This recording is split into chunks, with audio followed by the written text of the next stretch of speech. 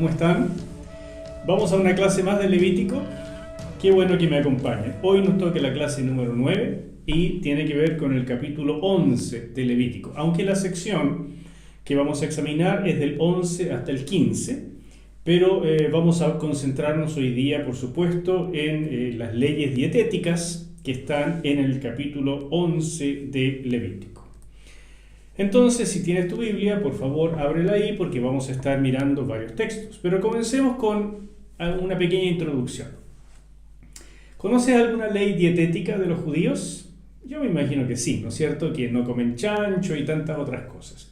¿Por qué ocurre eso? Uno podría decir, a mí que me importa, ¿no es cierto?, que ellos tengan sus propias leyes. Otro podría decir, si esto aparece en el Antiguo Testamento, entonces a lo mejor yo también tengo que observarlo y por lo tanto no puedo comer chancho, no puedo comer un montón de cosas que vamos a ver hoy día que estaban prohibidas para ellos. ¿Qué es lo que viene aquí detrás? ¿De qué estaban hablando?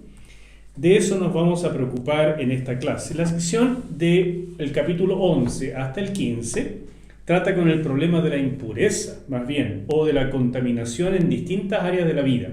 O sea, no es específicamente acerca de los alimentos, pero este gran tema de la impureza, la contaminación, sobre todo en el ámbito espiritual, tenía que ver en el Antiguo Testamento con los alimentos. ¿Por qué? Desde un punto de vista de lo que hemos venido viendo, para Dios esta revelación es como mostrarnos un poquito del cielo, una ventanita del cielo, en que nos muestra la diferencia que Él hace entre Él mismo y todo lo creado. Dios es extremadamente diferente de su creación. Para Dios, Él y todo aquello que es consagrado para Él es llamado santo. Ahí está la palabra hebrea kadosh. Y esa santidad hace una separación, una distinción en relación con cualquier otra cosa. Y lo demás, lo que no está consagrado, es llamado por Dios profano o común. Es la palabra hebrea hol. Bueno, eso vale para cosas, para animales y también para los seres humanos. Pero las cosas comunes al mismo tiempo pueden estar en dos condiciones, ya sea limpias o inmundas. Y ahí están las palabras tahor y tamé en hebreo. Vamos a darnos cuenta qué es lo que estas palabras significaban y si está realmente bien traducido al español, porque para nosotros las palabras inmundo, limpio, tienen connotaciones bien específicas y de repente un poco fuertes. Pero en resumen, lo que el Antiguo Testamento nos está enseñando en esta sección del capítulo 11 hasta el 15 es que las cosas, cualquiera que sea, digamos una cosa, una cucharita, una vasija, o un animal, o un ser humano, puede estar en tres condiciones: santo, limpio o inmundo. ¿De acuerdo? Y pasan de uno al otro. Para pasar de limpio a santo es santificar. Para pasar de santo a limpio es un descenso, es profanar. Para pasar de limpio a inmundo es hacer inmundo. Y lo otro es limpiar. Y todo eso tenía que ver con ciertos ritos y cosas que tenían que hacer. Y la idea de esta clase es precisamente descubrir qué hay detrás de esto, cuál es el propósito y sobre todo qué aplicación tiene para nosotros hoy en la iglesia. Lo fundamental de estos capítulos, desde el 11 hasta el 15, es lo siguiente. El tema central es hacer diferencia. Y espero que esto lo puedas guardar, que estés tomando nota y que puedas conservar estas ideas fundamentales. Hacer nota, distinguir, discernir, muchas veces dice la Biblia también. No todo da lo mismo desde la perspectiva de Dios, como si las intenciones hicieran que todo quedara bien. No, para Dios no todo da lo mismo y ciertamente no todo es relativo. Para el Señor, lo que Él ha dicho es la verdad y no hay otra. Y por eso es sumamente importante que entendamos que desde la perspectiva del Señor, ajustarnos a lo que Él ha revelado, que por supuesto para Él es la verdad y la única verdad, entonces eso nos conduce a la santidad, eso nos santifica. Ese es un primer principio de enorme importancia. Para Dios, Las cosas son o verdad o no verdad. Y la verdad tiene que ver con lo que Él ha dicho. En otras palabras, si Dios existe, y nosotros partimos de esa base, obviamente, pero si Dios existe, los absolutos existen, porque Dios es un absoluto. La verdad existe. Hay muchas opiniones, y cada persona puede tener su opinión, y como opinión es válida. Pero verdad hay una sola. Dios es la verdad, y lo que Él dice es verdad. ¿Entiendes? Eso es un primer principio de gran importancia con el que chocamos directamente en Levítico. Si uno quiere estudiar, sobre todo un libro como Levítico, tiene que entender esto. Aquí no se trata de si entendemos y nos parece.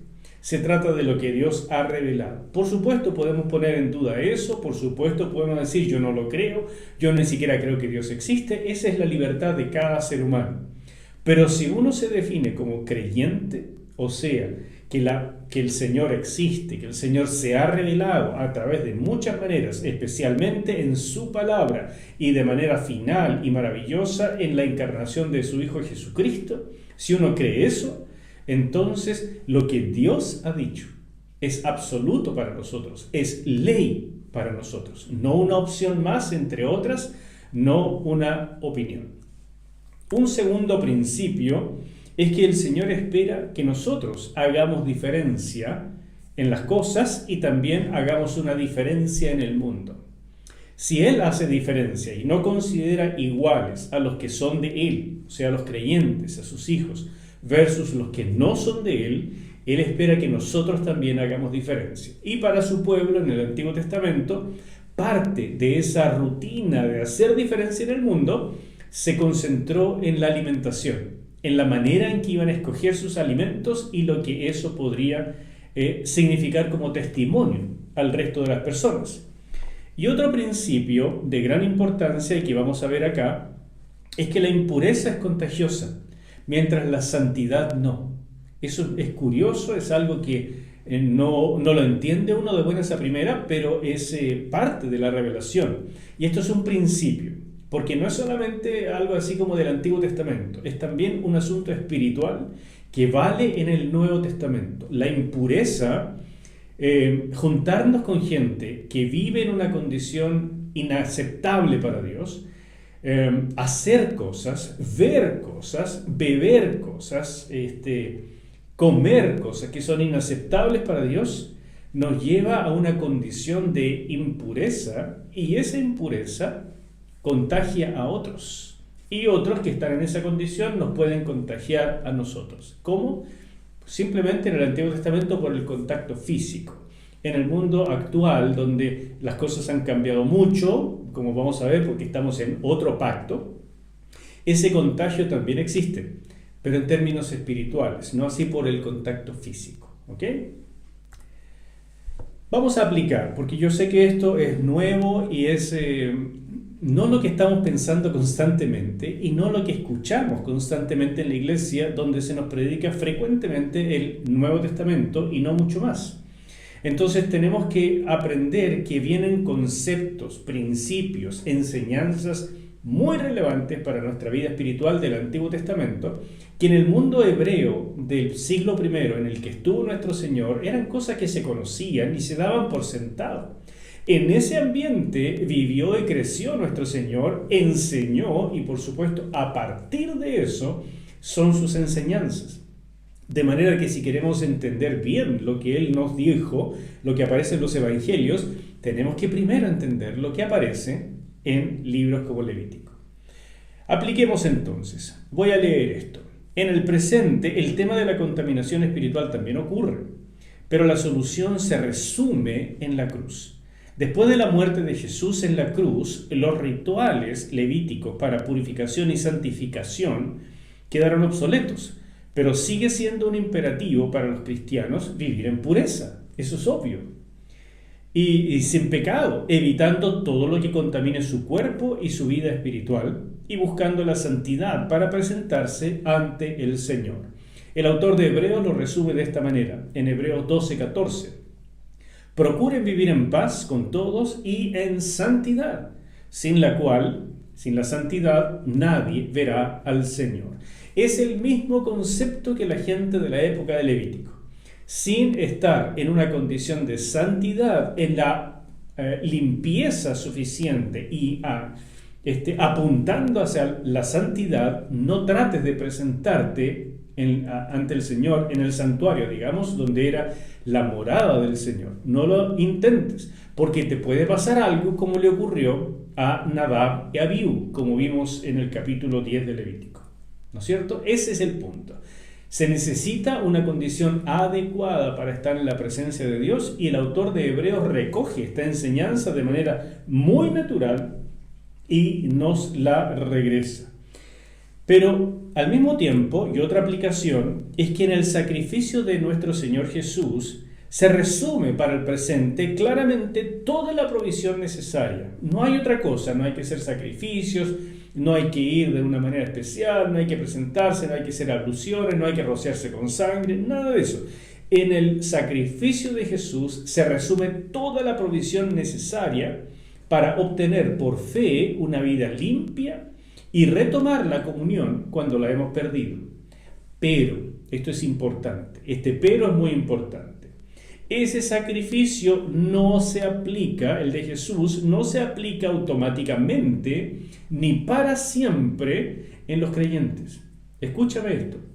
No es que cuando tú te convertiste de una vez se aplicó este sacrificio y nunca más lo vas a necesitar. No, no funciona así. Si hay distanciamiento por algún pecado, se requiere confesión y arrepentimiento. Es decir, volver a aplicar la limpieza de la sangre de Cristo a través de la fe, el arrepentimiento y la confesión. De no hacerlo, aumenta la descomunión y le damos lugar al diablo. Esa es la enseñanza del Nuevo Testamento, que está completamente basada, es un eco clarísimo del Antiguo Testamento, pero en términos del Nuevo Pacto, donde todo se resume, la solución, la provisión de solución en el sacrificio de Cristo. Pero no significa ni que sea automático, ni de una vez para siempre. Hay que estar volviendo una y otra vez. Como dice Primera de Juan, hijitos, ojalá no pequen nunca, pero si alguien hubiera pecado, abogado tenemos para con el Padre en Jesucristo el justo. Entonces dice él con toda fuerza a personas creyentes como tú y como yo, confesemos nuestros pecados. Porque el que dice que no ha pecado es mentiroso. Entonces, confesemos, busquemos una vez más, cada vez que sea necesario, la limpieza para estar en la condición adecuada de presentarnos ante el Señor y ser agradables para Él. De eso se trata. ¿Me explico? Pero esto es un principio de la vida espiritual. Muchas personas piensan que por ser hijos de Dios, porque han recibido a Cristo, es simplemente asunto de cerrar los ojos, bajar la cabeza y ya estamos en la presencia de Dios. Y en realidad es así de sencillo, siempre que lleguemos en la condición adecuada, de limpieza, de santidad. Y eso, la provisión está hecha en Cristo, no es algo que tenemos que ganar por mérito, pero tenemos que entender que nuestra condición natural no es adecuada para estar en la presencia de Dios. Por lo tanto, vamos a esa presencia en Cristo. Esa es nuestra posición de la santidad. Hemos sido puestos en Cristo. Y mientras nos mantengamos allí, podemos estar en la presencia de Dios. Pero salimos de esa posición a través del pecado, a través de tonteras que hacemos. Y hay que regresar. Entiéndeme bien, esta posición hemos sido colocados en el amado para siempre. Esa es nuestra seguridad para el futuro. Pero nosotros salimos de la comunión por cualquier cosa que hacemos como pecado y necesitamos regresar, limpiarnos nuevamente por la sangre de Cristo. ¿Me vas entendiendo? Esto es fundamental en la vida espiritual y creo que es la razón por la cual muchos no crecen, por la tonta idea de que esto es una vez y para siempre y que entonces yo no necesito nada más porque es automático. Soy hijo de Dios, el Espíritu Santo está siempre contento en mí y me limpia toda la vida. No, no es así. Necesitas la humildad de regresar una y otra vez. Necesitas renunciar a aquello que te ha alejado de la comunión de Dios.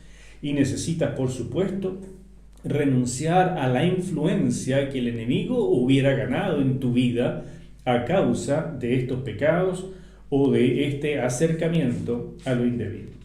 Recibir el perdón, la limpieza y empezar de nuevo es el signo de la humildad. Y esa humildad es la manera, es la cualidad fundamental de la vida cristiana. ¿Me sigues? Bueno, ¿qué significan las palabras santidad, limpieza e inmundicia? Detengámonos un poco acá, porque aquí hay mucha confusión. Definitivamente las traducciones que vemos en la Biblia no son las más apropiadas. Las palabras en hebreo son kadosh, que se traduce generalmente santo, tahor, limpio, puro, y tamé, inmundo o impuro. Sin embargo, y por ejemplo, en el capítulo 11 vamos a ver que los animales se clasifican de esta manera. Pero en realidad los animales son todos limpios, son todos hermosos, son todos puros, son creación de Dios. Entonces se trata más bien de una clasificación, donde Dios los ha puesto a algunos en un lugar y a otros en otro. Pero no se trata por ningún motivo de que haya algunos malos y unos buenos. No es eso. Y eso nos ayuda a entender que estas palabras no deben tener la connotación moral que les hemos dado como un resabio más bien de la Iglesia Católica medieval, donde lo impuro, lo inmundo es algo terrible, algo atroz, algo pecaminoso y malvado, mientras lo limpio es algo magnífico y lo santo es prácticamente divino. Esos son resabios medievales, pero la verdad es que la Biblia no entiende así esto. El Señor no usó estas palabras con ese sentido tan dramático, tan estricto, sino con un sentido diferente. También el ejemplo en capítulo 2 y capítulo 15, donde una mujer menstruando o una mujer que recién había dado a luz era considerada inmunda o impura. Y uno entiende que no significa que haya nada de malo en procesos tan normales como la menstruación y tan hermosos como tener un hijo. No hay nada de malo, por lo tanto, estas palabras no deben tener esta connotación tan negativa que nosotros les hemos dado en español. ¿Me sigues? Entonces tenemos que entender mejor qué es lo que significa. Eso nos muestra que no quiere decir que el sexo y todo lo relacionado sea malo, sino que las palabras santo, limpio e inmundo no son las traducciones más afortunadas de kadosh, tahor y tamé. Es mejor entender limpio como normal e inmundo como anormal o algo que sale de la normalidad. O sea, una mujer que está menstruando, por ejemplo, en el Levítico está en condiciones de tamé, o sea, está en una condición, en la traducción, de impureza, de inmundicia. Pero sería mejor entenderlo como que ha salido de la normalidad. ¿Acaso no es normal menstruar? Por supuesto que sí. Pero una mujer no menstrua todos los días del mes, sino que lo normal, por así decirlo, lo más frecuente, es que esté sin menstruación. Y cuando le viene el periodo, que es algo creado por Dios, necesario para la reproducción de la especie, entonces sale de la normalidad y entra a una condición diferente, fuera de lo normal. Y eso es lo que quiere decir más bien la palabra tamé. ¿Me sigues? Normalmente está tahor, pero de pronto cuando sale está tamé. Y lo mismo pasa cuando un hombre tiene una eyaculación, como se dice acá, va a quedar de tahor a tamé, porque no anda eyaculando todo el tiempo. Y lo mismo si ha tenido un hijo, no todo el tiempo está pariendo, por lo tanto pasa de tahor a tamé. ¿Me va siguiendo? Importante entender estas cosas. Pero aquí viene otra pregunta. ¿Qué es entonces para Dios lo normal? Porque de eso se trata esto, de la definición en última instancia de lo que Dios entiende como normal.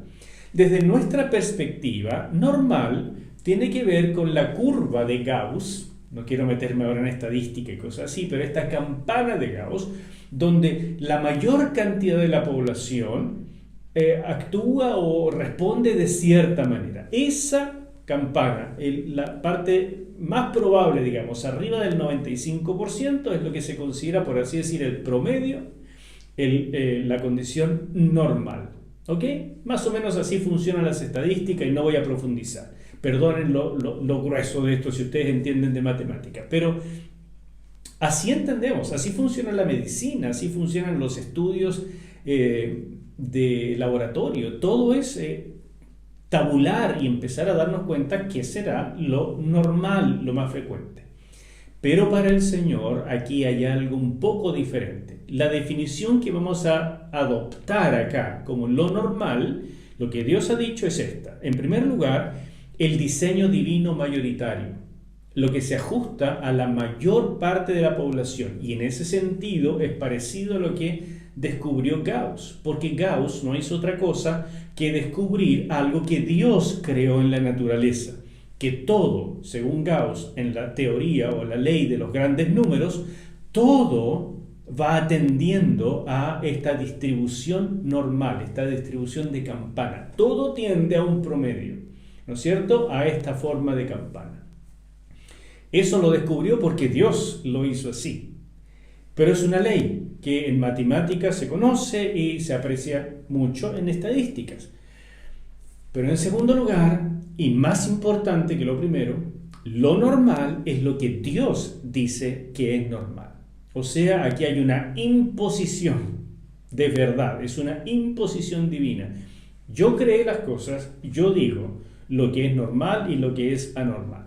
No significa que lo anormal, insisto, como Dios también lo hizo, sea algo malo.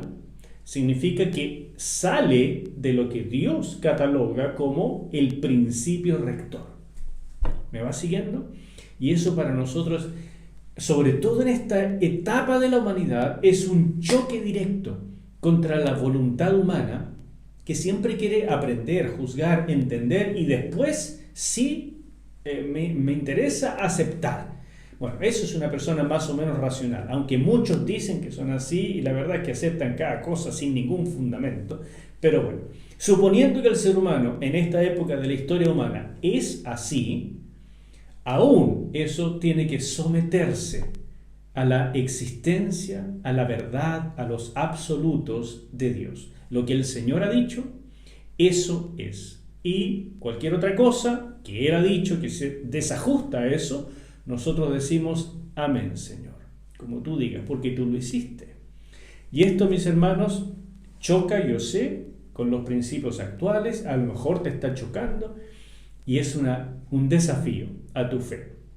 Pero sin esta fe de sumisión, la verdad es que nunca vas a avanzar realmente en crecer, porque necesitas aceptar la Escritura, necesitas entender que lo que Dios te ha dicho es para tu bien, porque Él sabe mucho antes que nosotros, Él es el Creador. Y cuando nos sujetamos a Él, nos adaptamos a Él, su palabra es ley para nosotros, esta nos santifica. ¿Me sigues? Bueno, sigamos un poco más. Ahora nos metemos a la santidad y los alimentos y vamos a leer algunos pasajes del capítulo 11 de Levítico. Así que si tienes tu Biblia, sigue estos pasajes. Versículos 1 al 4 del capítulo 11. El Señor habló con Moisés y Aarón y les pidió que hablaran con los hijos de Israel y les dijeran: de entre todos los animales que hay sobre la tierra, comienza con los animales terrestres, estos son los que podrán comer. Todos los que tengan la pezuña hendida y rumien podrán comerlos. El modelo básico es la vaca, que tiene la pezuña, ¿no es cierto?, abierta, hendida. Y además rumia, es un rumiante. Pero, dice en el versículo 4, de los que rumian o tienen pezuña hendida, no podrás comer los siguientes, es decir, los que no tienen alguna de estas dos cosas. Y comienza con el camello, porque rumia, dice, pero no tiene la pezuña hendida, debes considerarlo impuro. Aquí hay otro problema de traducción. La palabra rumia, aquí, rumiar, no se refiere a un rumiante, porque rumiante es propiamente una vaca, pero no un camello. Los camellos no son rumiantes. Y así los otros animales que vamos a ver no son rumiantes. Pero el punto es que mastican sus alimentos de manera completa. Mastican y mastican y mastican y mastican antes de tragar. La vaca, además, hace este proceso de rumiar, donde devuelve los alimentos y los vuelve a masticar, o sea, quedan súper masticados. Muchos animales, como el camello, el caballo y otros, no rumian, pero mastican y mastican y mastican y tragan bien molida la comida. A eso se refiere este término. Bueno, en el caso del camello, es un animal que mastica bien sus alimentos, pero como tú ves acá, tiene estas patas y no tiene pezuñas, ni siquiera pezuñas, así que menos aún hendidas. Después habla en Levítico 11:5 el damán, porque rumia, pero no tiene pezuña, deben considerarlo impuro. Aquí habla de los roedores, no está hablando de los rumiantes otra vez, pero son los que mastican y mastican y mastican, ¿no es cierto? Y de esa manera se alimentan. El damán, como dice acá en esta versión, en la Reina Valera contemporánea, es este animalito de acá, que es un roedor, ¿no es cierto? Y este otro animalito, que es el conejo, es el que se prefirió en la traducción Reina Valera 60. La verdad es que la palabra que se usa en hebreo no se sabe exactamente a qué animalito, pero es de alguno de estos tipos, un roedor. Puede ser el damán, que no sé si hay en Chile este animalito, o podría ser un conejo. Y la cosa es que son roedores, o sea, mastican y mastican bien, pero por supuesto no tienen pezuña. Así que no deberían considerarlo tampoco como animal apto para comer. ¿Son malos? Obviamente que no, pero tienen ciertas características definidas por Dios. ¿Me explico? El conejo, yo he comido conejo, no tiene ningún problema. Es un rico alimento. Pero Dios dijo a su pueblo hace 3.500 años, de este no van a comer. Después les habló de otro de la misma línea de los conejos, de la liebre, versículo 11:6. La liebre, porque rumia, en este caso otra vez, come mucho, pero no es un rumiante, pero no tiene pezuña, debe considerarlo impura. Y por supuesto, el más conocido de todos, el cerdo, porque tiene pezuñas, ahí tú ves, tiene la pezuña, y la pezuña está hendida, pero, dice, no rumia, deben considerarlo impuro. El cerdo no mastica bien sus alimentos, prácticamente se los traga casi enteros. Entonces, a pesar de tener la pezuña hendida, igual que la vaca, no mastica bien, y por lo tanto, debía ser considerado impuro. No deberán comer la carne de estos animales, ni tocar su cadáver, deben considerarlos impuros. Y la traducción aquí, Reina Valera contemporánea, escoge impuro, la Reina Valera 60 muchas veces inmundo, otras traducciones dicen abominable, detestable y cosas así. Pero insisto, es más bien el concepto de normalidad y fuera de lo normal, y todo esto desde la perspectiva de Dios, o sea, lo que yo digo en última instancia, que es normal o no. Me refiero a lo que dice el Señor, no yo, por supuesto. Después nos dice en Levítico 11:9, de todos los animales que viven en las aguas podrán comer los siguientes: todos los que tienen aletas y escamas y viven en las aguas del mar y en los ríos. O sea, ahora pasamos de los animales terrestres a las aguas. Aquí les traigo algún ejemplo. El salmón que nosotros producimos acá en Chile y que es un alimento tan maravilloso. El salmón tiene escamas, como ves acá, y tiene aletas. Y estas aletas son los medios de propulsión. Esto es lo más normal, es lo más frecuente en los peces, que tengan escamas y tengan aletas para su propulsión. Pero aquí les traigo otro que se produce, que está en los mares de nuestro país, de Chile, el congrio rojo, ¿no es cierto? Hay otro tipo de congrio, pero esta es más bien una anguila. Y por tanto, como tiene aletas, pero no tiene escamas, un tipo de animal como este debía considerarse inadecuado para la alimentación. Esa es la razón por la que los judíos tampoco comen mariscos, porque no tienen escamas y menos aún aletas. Entonces, hay muchos animales del mar que no debían comer los judíos. Después nos dice en las aves, ahora vamos a los animales que están en el cielo, ¿no es cierto? En las aves considerarás animales repugnantes, es la misma palabra, y no podrán comer los siguientes: el águila, el quebrantahuesos, el azor, el gallinazo, toda clase de milanos, toda clase de cuervos, el avestruz, la lechuza, la gaviota, toda clase de gavilanes, el búho, el somormujo, el ibis, el camaleón, el pelícano, el buitre. Ahí tiene un ejemplo para ponerles un ejemplo, ¿no es cierto? De cada uno se podría conseguir una foto. Y básicamente los primeros se trata de animales cazadores o de carroña, y por lo tanto animales que comen a otros animales y no les drenan la sangre, y por lo tanto comen sangre. Y eso ya define por qué básicamente son considerados inmundos. Pero también están otros, por ejemplo, como la cigüeña, toda clase de garzas, la aubila o aguilla y el murciélago. Bueno, esto habría que decírselo a los chinos, ¿no es cierto? Yo no sé si has comido murciélago, yo no me atrevería, pero hay gente que come ratones y muchas otras cosas. De manera que aquí hay una restricción también para los animales que vuelan. Y finalmente nos habla, no finalmente, este es el penúltimo, nos habla también de los insectos. También considerarán repugnantes a todo insecto alado que ande en 4 patas, es decir, que tenga una doble locomoción, que vuele, pero al mismo tiempo camine. Pero podrán comer de todo insecto alado que ande en 4 patas y que además de sus patas tenga piernas para saltar con ellas sobre la tierra. De estos insectos podrán comer toda clase de langostas y toda clase de grillos y saltamontes. Así que si tú ves en el campo un saltamonte o un grillo, te lo puedes comer. Algo así es lo que dice esto. Pero otros animalitos, o insectos que vuelan y que al posarse caminan en sus patas, no deben comerse, deben considerarse inmundos. Esa es la enseñanza del Antiguo Testamento.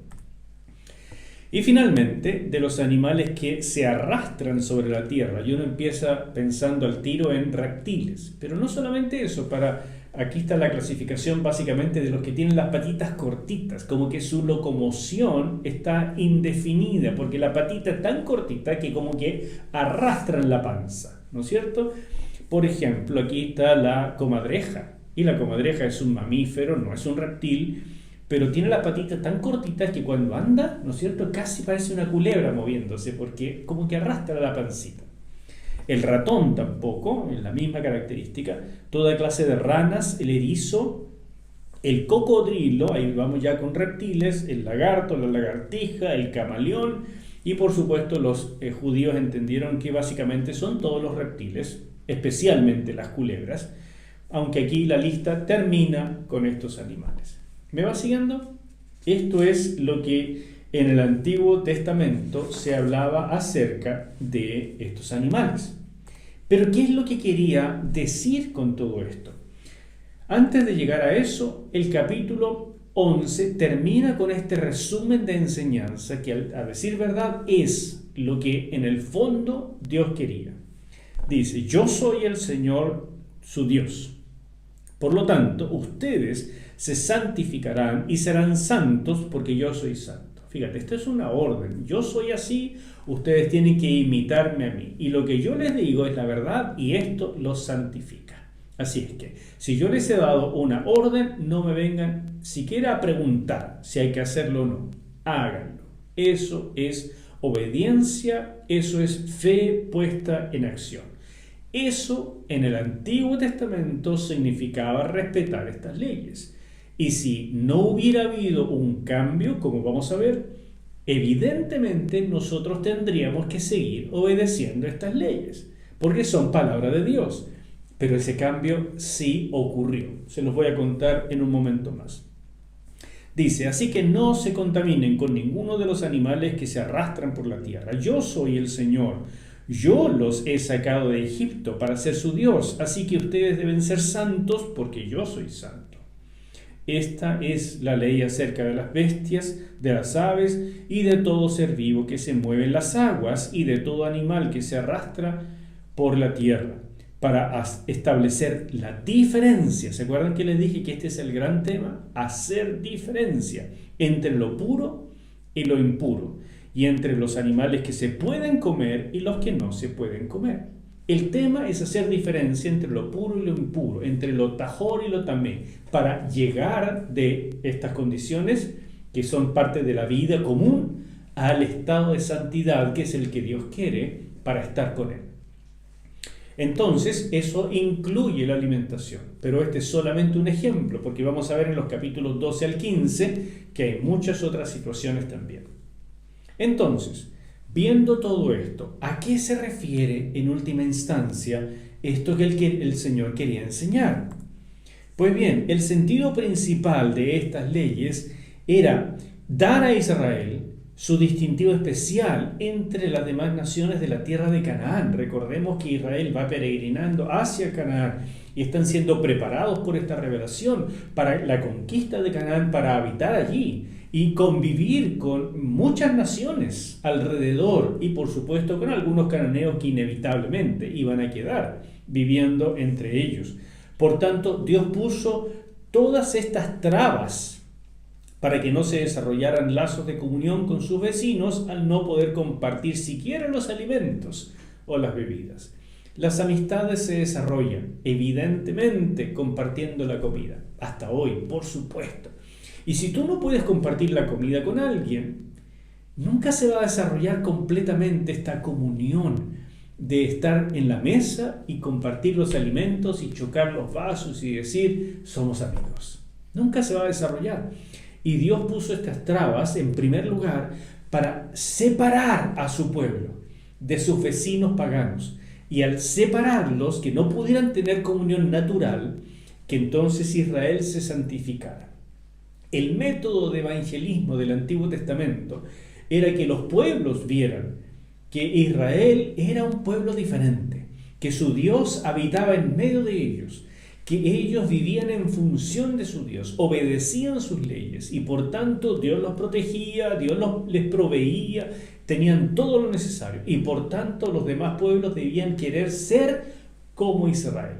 Esa era la manera de evangelismo en la antigüedad, en el Antiguo Testamento. Lo decimos de una manera centrípeta, hacia el centro, hacia parecerse a Israel.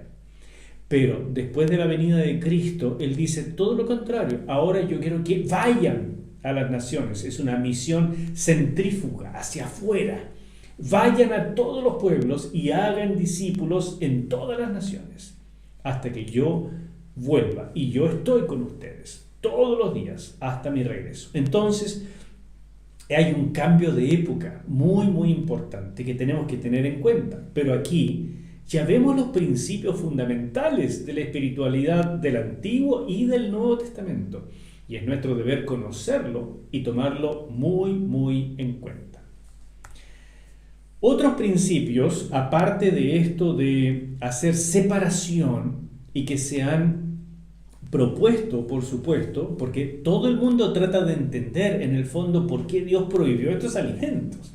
Entonces, en particular, relacionado con Levítico 11, ¿qué otras cosas, además de hacer separación, de que no pudieran compartir, habrá detrás de esto? Porque evidentemente hay ciertos animales específicos que se prohibieron y otros no. Entonces, también podrían haber compartido la amistad con los animales, comiendo los animales que estaban permitidos. De manera que, ¿qué más hay detrás de esto? Les cuento de partida que nadie sabe exactamente, es bien complejo, pero se han propuesto algunas cosas que les cuento. En primer lugar, higiene, o sea, algunos animales pueden ser peligrosos para la salud humana. Y por tanto, Dios, sabiendo eso, le habría prohibido a su pueblo comerlos para cuidarlos. Es una propuesta interesante, pero la verdad es que no sirve para todos, no resulta esto para todos, porque evidentemente podemos pensar en el chancho, claro, es un animal que puede tener una complicación por la triquinosis, etc. Podemos pensar en los mariscos, que mal manipulados pueden ser muy peligrosos. Entonces por eso a lo mejor estaban prohibidos. Pero evidentemente hay muchos otros animales peligrosos que no fueron específicamente prohibidos, ni tampoco las plantas, que sí hay muchas delicadas, muy peligrosas, y que no debían comerse o hacerse una infusión, y Dios no las mencionó. Por tanto, si Dios hubiera sabido, hubiera tenido la intención de prohibirle a su pueblo lo que no le convenía por peligroso, la lista tendría que haber sido mucho más larga.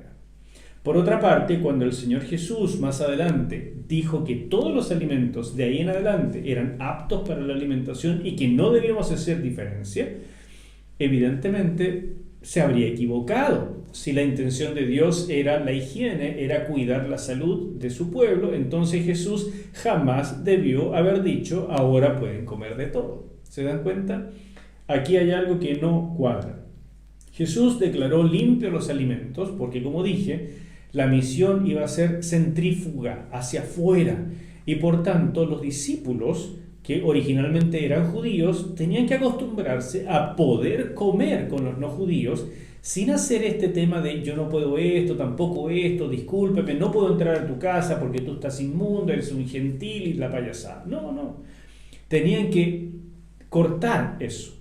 Y cuando Jesús entonces hizo esta limpieza, por así decir, o declaración de limpieza de todos los alimentos, significaría que está contradiciendo a Dios, a su Padre, y no hay nada de eso, evidentemente. Una segunda propuesta es la propuesta cúltica. Algunos han dicho, yo creo que Dios lo que estaba haciendo es que algunos de estos animales prohibidos se usaban en los sacrificios de los pueblos paganos. La verdad es que eso solo vale para el chancho, para el cerdo, porque en general los descubrimientos arqueológicos han entendido o nos permiten entender que los mismos animales que usaba Israel para el sacrificio lo usaban también los pueblos paganos. Así es que no hay aquí gran diferencia. Claro, algunos de estos pueblos usaban el cerdo para sacrificios y en ese sentido Israel debía tenerlo en cuenta, pero no tiene nada que ver, por ejemplo, con la liebre o con el camello. Nadie sacrificaba camellos, se los aseguro. Entonces, tampoco esta propuesta cúltica explica muy bien la razón. Una tercera razón es una selección arbitraria, y aunque parece como raro decir esto, hace mucho sentido. En otras palabras, es como quien dice, Dios hizo una lista, estos son y listo, y ustedes hacen lo que yo les digo. Así como hizo el Señor cuando eligió un árbol en el huerto de Edén, diciendo, de todos los árboles pueden comer, pero este, del conocimiento del bien y del mal, no. Y ellos, Adán y Eva, podrían haber preguntado mucho, ¿y por qué no? Si a mí me parece tan bonito y a mí me tinca, ¿no será que estás equivocado? No. Ellos tenían que hacerlo, lo que Dios les dijo, y al no hacerlo, las consecuencias fueron catastróficas. Aquí también podría ser esa la razón, y la verdad es que yo no lo descarto por ningún motivo. Cuando Dios dice algo, ese algo es ley para nosotros. Así es que estas imposiciones divinas, que a veces para nosotros nos caen pesadas, son parte de la fe bíblica, de entender que lo que Dios habla es la verdad. Y espero que no te esté picando demasiado y que te estés rindiendo a esta enorme y maravillosa propuesta bíblica. Dios sabe, Dios tiene la razón, Dios es sabio, Dios quiere lo mejor para ti. Lo que Él dice es para ti lo mejor y conveniente, aunque no lo entiendas todavía. Comienza por obedecer porque crees, aunque no entiendas aún. ¿Ok? Una final propuesta que quiero mencionarles es el principio de la normalidad. Yo creo que esta es la que mejor explica, junto con la anterior, de la selección arbitraria. En el sentido de que aquellos animales que Dios escogió eran los más frecuentes. Lo normal, por ejemplo, o lo más frecuente entre los peces es que tengan escamas y se movilicen mediante sus aletas. Otros peces, aunque hay muchos, son más excepcionales. Entonces Dios dijo, de alguna manera es como ajustense al orden de la creación, porque ajustándose a ese orden, ustedes van a ajustarse a lo que yo tengo de propósito para ustedes, para sus vidas. Porque cuando yo hice la creación, la hice con propósito. Y si ustedes aprenden a ajustarse al orden que yo hice para la creación, comenzando con esta clasificación de los alimentos, van a poder hacerlo en muchos aspectos de su vida. Y ajustarse al orden divino es santidad. ¿Me sigues? Esto es súper importante. Entonces, los animales que mastican completamente y tienen pezuñas, eso coman. Los otros no, porque no se ajustan exactamente al orden de más frecuencia en la creación. El orden que Dios hizo es precisamente elegir a Israel como pueblo diferente. No porque Israel fuera un pueblo mejor que otros, pero Dios hizo una elección. Ajustarse al orden de las elecciones de Dios, de las decisiones de Dios, es santidad. Y eso debía comenzar por las decisiones de comer. Cada vez que un judío se sentara a la mesa, recordaría por el solo hecho de tener que analizar los alimentos y ver si puede comerlos o no. Primero, si está teniendo comunión con alguien que no debe. Segundo, recordar que es una persona perteneciente a un pueblo especial, con leyes especiales que los santifican y los hacen diferentes, pero bueno, mejor. ¿Me explico? Eso era el Antiguo Testamento. Israel debía ser una nación santa, separada y mantenerse en esa condición. Por lo tanto, en sentido simbólico, los animales prohibidos representaban a las naciones paganas, a los gentiles. Los animales limpios representaban a Israel. Y los animales aptos para el sacrificio representaban a los sacerdotes. La crema dentro de los limpios. ¿Me sigues? Así es una manera más armoniosa de entenderlo también. Aquí hay un sentido simbólico, además de un sentido práctico. ¿Me sigues con esto? El sentido simbólico y práctico. Los animales prohibidos representaban a las naciones gentiles, como dije, Israel los limpios y los sacerdotes a los animales aptos para el sacrificio. Y la razón práctica es que no pudieran compartir con las naciones vecinas porque no iban a poder comer en una mesa todos sentaditos porque no eran las mismas costumbres, no drenaban la sangre, no oraban por los alimentos, comían alimentos que no debían comer los judíos y eso impedía la comunión. Esta es la razón práctica y la simbólica también es muy importante.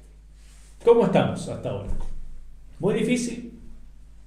He tratado de hacer simple o por lo menos llevadero cosas que están en Levítico y que si tú las lees de buenas a primera tal vez te causen más de un problema.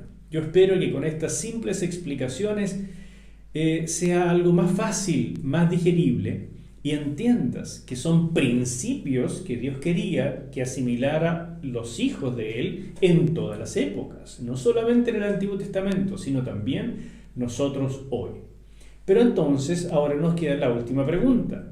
¿Estamos nosotros obligados a observar estas leyes o solamente debemos asimilar los principios de esta separación, de ser diferentes, de hacer una diferencia? Déjame ahora entonces ir a unas conclusiones y mostrarte qué es lo que es para esta época. Al llegar a la época de la iglesia, o sea del Pacto Nuevo, Jesús explicó que no es la comida lo que contamina al hombre, sino lo que está en el corazón. Así dijo en Marcos 7:19. Porque eso no entra en su corazón, sino en su vientre, y al final va a parar en la letrina. Y Marcos hace este comentario. Con esto Jesús estaba diciendo que todos los alimentos son limpios. Pero también entonces al decir esto, que los alimentos estaban cambiando, Jesús estaba estableciendo la base para un cambio de época. Algo estaba cambiando, porque Jesús era plenamente un judío y hablaba a judíos. y les estaba diciendo esto. Entonces Marcos, otro judío, dice, comprendiendo las palabras de Jesús, Él ha declarado limpios todos los alimentos. No sigamos leseando con esto porque algo ha cambiado. Así lo entendió también Pablo, al decir, por ejemplo, en Efesios capítulo 2, que se había destruido la pared de separación entre gentiles y judíos, y que esta pared de separación era fundamentalmente la observancia estricta de la ley, que impedía tener comunión a menos que el gentil se convirtiera en judío. Ahora no hay esta separación. Lo mismo entendió Pedro cuando fue enviado por Dios a predicarle a Cornelio, a este centurión romano. Antes Pedro tuvo esta visión en que bajaba un lienzo del cielo con animales de todo tipo, animales inmundos, reptiles y cosas así, y el Señor le dijo en la visión: Pedro, levántate, mata y come. Entonces Pedro le dijo: Señor, no puede ser, yo nunca he probado, nunca he comido nada inmundo. O sea, era un judío observante, y Dios le dijo: no llames inmundo lo que yo he limpiado, lo que yo he separado, lo que yo he santificado.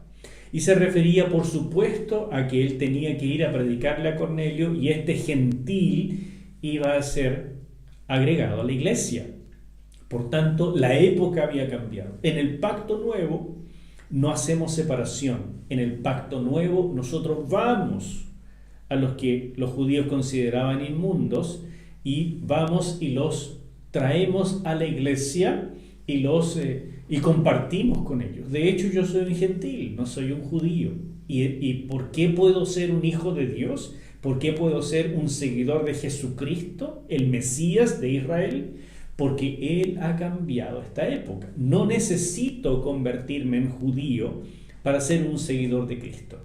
Eso es lo que se estaba barajando en el inicio de la iglesia. Y a los discípulos les costó entender esto al principio.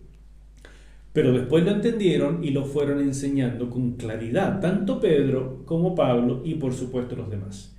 Así es que nosotros ahora tenemos que disfrutar de estar en esta nueva época de gran privilegio y por ningún motivo volvernos judíos. Hay una gran onda hoy en día de todo este mesianismo y este judaísmo. Y miren, es bueno aprender de las raíces judías, es bueno entender el hebreo, es bueno entender estas cosas del Antiguo Testamento, evidentemente. Es bueno entender los principios porque además estos principios son válidos para nuestra vida espiritual y por supuesto nos explican de mejor manera el Nuevo Testamento. Pero de ahí a ser observantes de las fiestas judías, de las leyes dietéticas judías, de las leyes de pureza e impureza, a practicar sacrificios y cosas por el estilo, eso está totalmente fuera de lo que el Nuevo Testamento enseña con claridad. Para Pablo, esas cosas son viejas, pasaron, todas fueron hechas nuevas en Cristo Jesús. Estamos en una época nueva, la época del pacto nuevo. Los principios son observables, los principios nos regulan, no la letra de la ley. La letra de la ley judía fue necesaria para un pueblo en una época, pero en esta época ya no. Otra conclusión es que Pablo explicó que si vamos a restringirnos en alguna medida por ciertos alimentos en el presente, no es debido a las leyes levíticas, sino a la ley del amor, por la cual podemos escoger limitar nuestra libertad con tal de no dañar la conciencia de otro hermano. O sea, esto lo dijo Pablo en particular porque la convivencia judío-gentil se hacía complicada y por tanto era necesario aclarar esto y que podemos restringirnos por amor a los judíos para que ellos no se sientan ofendidos mientras van siendo libres de estas ataduras de la letra de la ley. Podemos hacerlo, claro que sí, pero no es una obligación. Pero nuestra libertad debe someterse siempre a la conciencia del otro. O sea, nunca un cristiano debe comer con glotonería porque ofende la conciencia de otro. No importa si el alimento es limpio o no, no estamos hablando de eso. La glotonería, el exceso. Nunca un cristiano debe beber en exceso, porque en la medida que está dominado por algún vicio, por algún alcohol o alguna droga, da que hablar, ofende la conciencia de otros hermanos y por supuesto también de los no creyentes, que empiezan a decir, bueno, si los creyentes son así, ¿qué me piden a mí? Me ofenden a mí como su pastor si yo les enseño de pureza y de pronto los veo más bien dominados por un poco de alcohol. No lo hagan, hermanos. No lo hagan por ningún motivo. Esto es la ley del amor, que es superior a la ley de la libertad. El amor nos permite restringirnos por amor a otros, a su conciencia, y nuestra libertad queda en segundo lugar. Y por último, y en resumen, podemos comer de todo. ¡Qué bueno! Y podemos restringirnos cuando el amor lo indica. Las dos cosas. Para no ofender, tanto en alimentos como bebidas y por supuesto en cualquier otra práctica. La decisión de restringirnos por amor es también la base para el ayuno. Por eso dejamos de hacer algo que es normal y bueno, como alimentarnos, para dar tiempo a la oración y así interceder por otras personas o por el avance del reino de Dios. La Iglesia no está bajo la ley mosaica, pero sí está bajo los principios eternos revelados en ella. Y el principio de la santidad y el de hacer distinción o diferencia cruza toda la Biblia y es la manera práctica de honrar a Dios en el diario vivir. Si la Iglesia se parece demasiado al mundo que la rodea, sin duda se ha corrompido y vive según los estándares bíblicos. En cambio, vivir según los estándares bíblicos es hacer una diferencia. No tengas vergüenza de decir yo soy cristiano, no tengas vergüenza de decir yo vivo según los estándares de Dios. No estoy restringido por la ley, puedo beber un poco de vino en el almuerzo, en la cena, puedo comer cerdo, puedo comer chuletas, puedo comer mariscos, ¿sí? Pero todo lo voy a hacer con mesura porque nada me va a controlar a mí, porque yo soy un ministro del nuevo pacto las 24 horas del día y estoy siempre de servicio. Por tanto, nada me controla a mí, sino que yo controlo mis pasiones y controlo mis apetitos por amor de Dios y del prójimo. Eso, mis hermanos, es el nuevo pacto, un pacto mayor y extraordinario, donde hay enorme libertad, pero donde rige la ley del amor. Que el Señor les bendiga y nos vemos en la próxima clase.